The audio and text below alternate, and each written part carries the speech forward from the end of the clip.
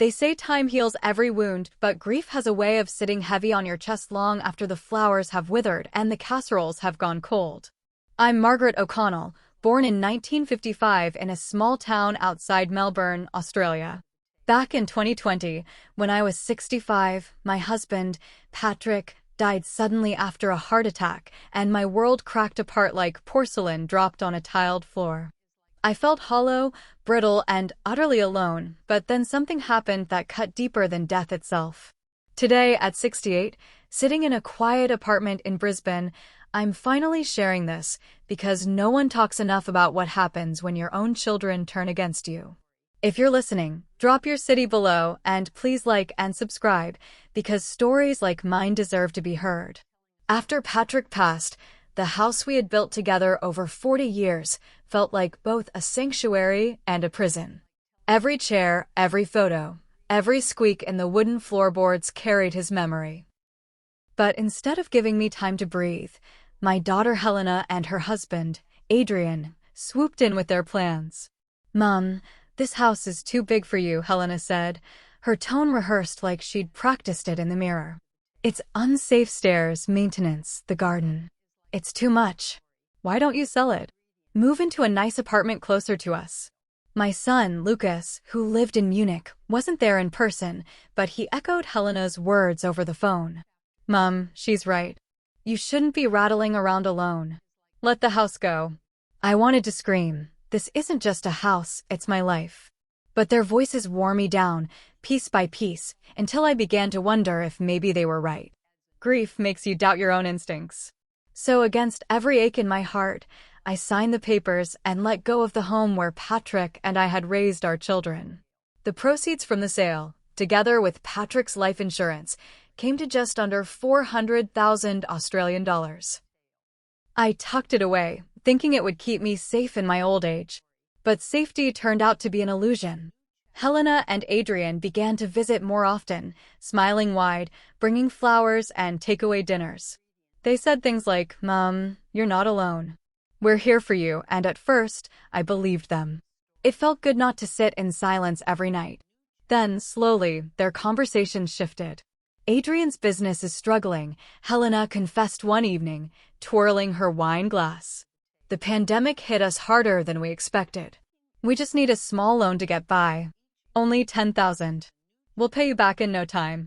I told myself families help each other. Patrick would have wanted that. So I wrote the check. A few weeks later, it was another crisis. "Mom, the car broke down. We need 5,000 to repair it." Then it was overdue bills. Then rent. Each time, their voices cracked with desperation, and each time I opened my checkbook, convincing myself that if I gave enough, eventually their struggles would end. Before I knew it, the amount I had given them climbed past $37,000. The guilt they wrapped me in was suffocating.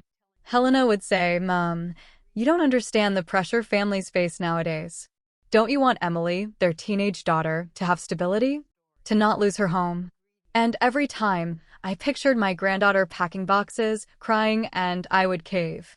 But cracks began to form in the story they told me. One evening, while scrolling through Instagram, I stumbled upon a photo that nearly made me drop my phone. There was Helena, dressed in a glittering gown, clinking glasses with Adrian at a 5-star restaurant. The caption read, "Celebrating success in style. Luxury blessed." Another post showed them sipping cocktails on a beach in Bali, sunglasses gleaming, the ocean stretching behind them. My stomach turned. These were not people drowning in debt. These were people feasting while I starved myself of peace. I wanted to believe there was some explanation, but as the posts stacked up designer shopping bags, expensive dinners, spa days, the truth began to carve itself into my chest. They weren't struggling. They were using me. Still, part of me clung to hope. Maybe Helena was just embarrassed to admit the truth. Maybe Adrian's business had turned around, and they hadn't told me yet. So I asked, gently, one Sunday afternoon over tea, "Helena, how are things financially? Are you two managing okay?" Her face hardened instantly. "Why would you ask that? Do you think I'd lie to you?" The denial stung worse than the lies. And as she launched into another story about overdue mortgage payments, I sat there, nodding, my hands trembling under the table. I didn't confront her then, but something shifted inside me. That night, I opened the drawer where I kept Patrick's old leather journal. He had always written notes, reminders, even lists of people who owed him money from his carpentry jobs. As I ran my hands over the worn cover, I whispered, "Patrick, what would you do?" The answer came like a whisper of my own heart: "Protect yourself." The next morning, I searched online for elder financial abuse and found words that mirrored my pain exactly. Exploitation, manipulation, coercion. My chest tightened. That's what this was. I wasn't helping my children. I was being used by them. I sat in the silence of my small apartment, staring out at the city skyline, and realized something. I had let grief turn me into prey. And if I didn't act, Helena and Adrian would bleed me dry.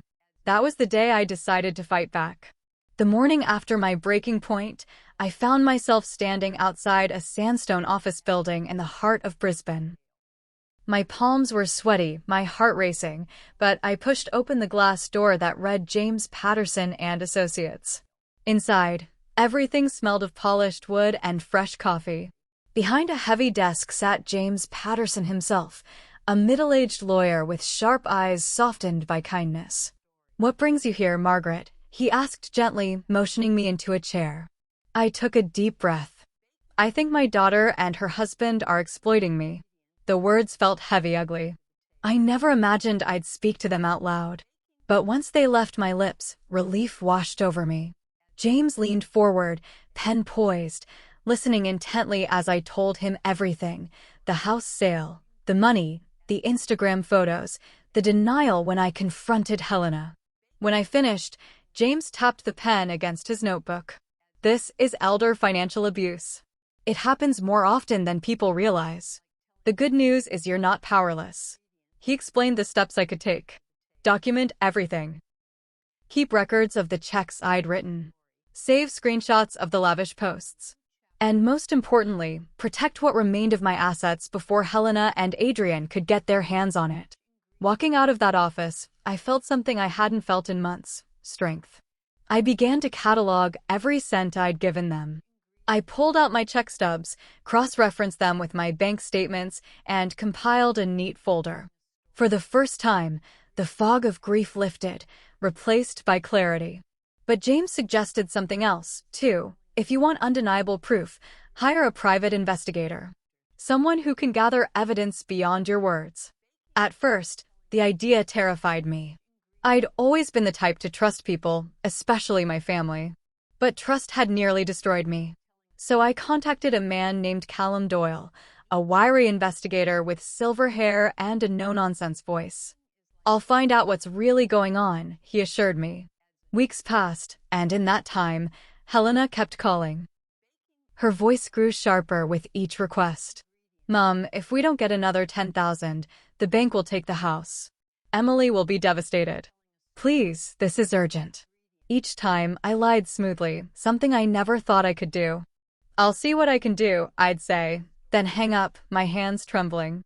One chilly morning in late October, Callum knocked on my door with a thick envelope. My breath caught as I pulled out the photos: Adrian striding out of a luxury car dealership, shaking hands with a salesman. Helena entering a boutique store with shopping bags worth thousands. Restaurant bills. Travel tickets. Even documents showing Adrian's business had been profitable for months. The lies spread out before me in black and white. My hands shook as I whispered, "They've been bleeding me dry while living like royalty." Callum nodded grimly. "They never intended to pay you back." Anger surged hot through my veins, anger that sharpened my grief into something hard, almost metallic. For months, I had been drowning, but now I was learning how to swim again. I called James, showed him the evidence, and together we filed a confidential complaint with the Queensland Attorney General's office. He assured me that investigations into elder abuse took time, but that I had built a strong case. Still, I knew one thing: I wasn't going to wait quietly. Helena came by one evening, standing in my doorway with her arms crossed. "Mom, why are you being so distant lately? Are you hiding money from us?" Her audacity stunned me. I steadied my voice. "I'm protecting what's mine. I've given enough. Her expression hardened. So you'd rather see us homeless?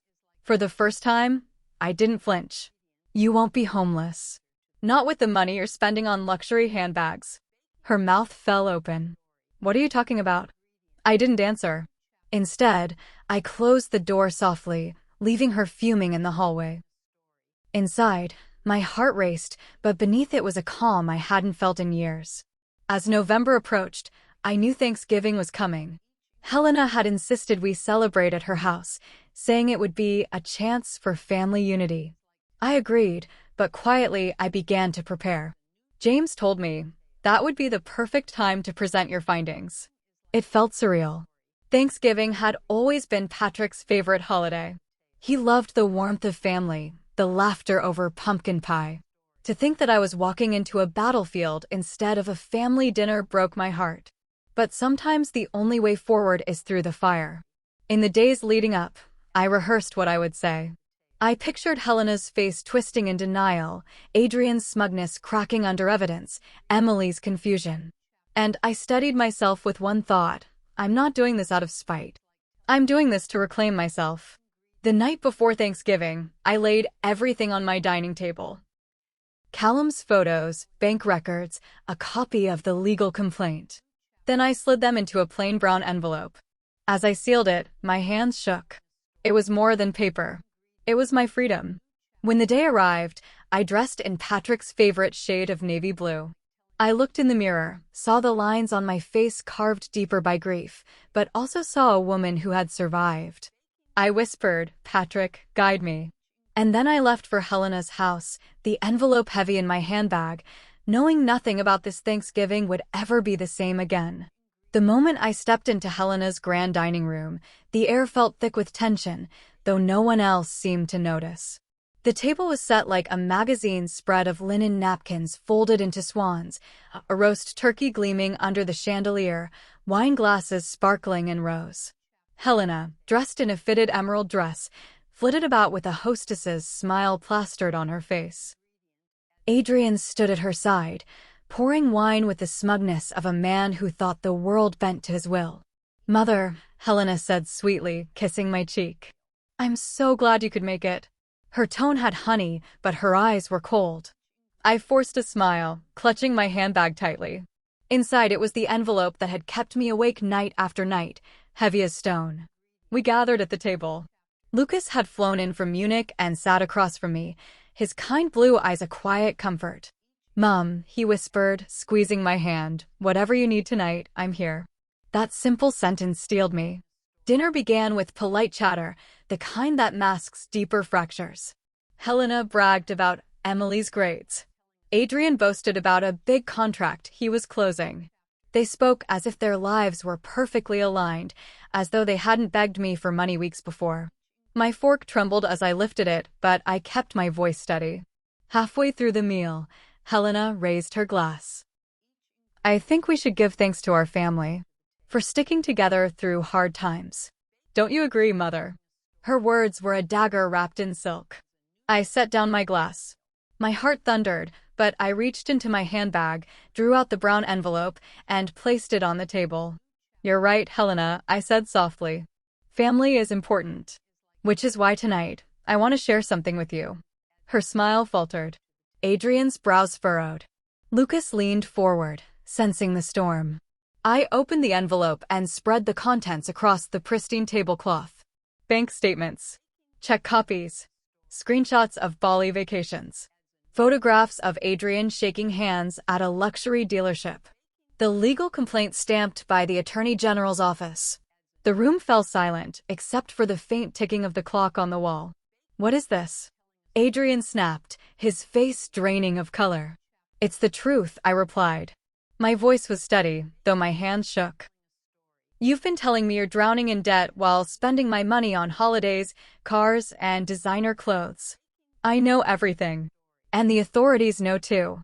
Helena's face went crimson. "How dare you spy on us? We're your family." "Family doesn't drain their mother of $37,000 while lying to her face," I said sharply. "Family doesn't make her feel guilty while they sip champagne by the sea." For a moment, the only sound was Lucas's quiet gasp. Then Helena's voice rose, shrill and panicked. You've always favored Lucas. You've never understood the pressure Adrian and I are under. You don't know what it's like. Adrian slammed his fist on the table. This is ridiculous. You've been manipulated by some lawyer and a nosy detective. I looked him dead in the eye. No, I've been manipulated by you. Emily, their daughter, sat frozen, her fork clattering onto her plate. She looked between us, her face pale. Mom, Dad, is this true? Neither answered. The silence screamed louder than any confession. Finally, Helena's voice cracked. If you're going to treat us like criminals, then maybe you don't belong in this family anymore. Her words cut, but I didn't flinch. If protecting myself means being cut out, so be it. I won't be your victim anymore. Adrian sneered. Fine. We don't need you. But Lucas stood up, his chair scraping the floor. You might not need her, but I do. And so do my kids. Mom, you're coming back to Munich with me after this. You'll be surrounded by people who respect you. Tears pricked my eyes, but I held my chin high. The envelope of evidence lay between us like a judge's gavel, sealing the moment. I gathered the papers back into the envelope, stood, and placed it in my handbag. You'll be hearing from my lawyer, I said quietly. Helena's face twisted with rage, but I turned away, refusing to absorb it any longer. Lucas slipped his arm around me as we walked out into the cool night air, leaving the grand house behind. In the weeks that followed, everything unraveled for Helena and Adrian. The Attorney General's office pursued the complaint, and soon they were forced into a settlement, full restitution of the money, mandatory financial counseling, and a written apology. Their house, the symbol of their false grandeur, was repossessed. I received a check for every dollar I had given them, but strangely, the money wasn't what mattered most. It was the acknowledgement that I had been wronged and that justice had been served. Helena never called me again. But one day, Emily showed up at my apartment in Brisbane.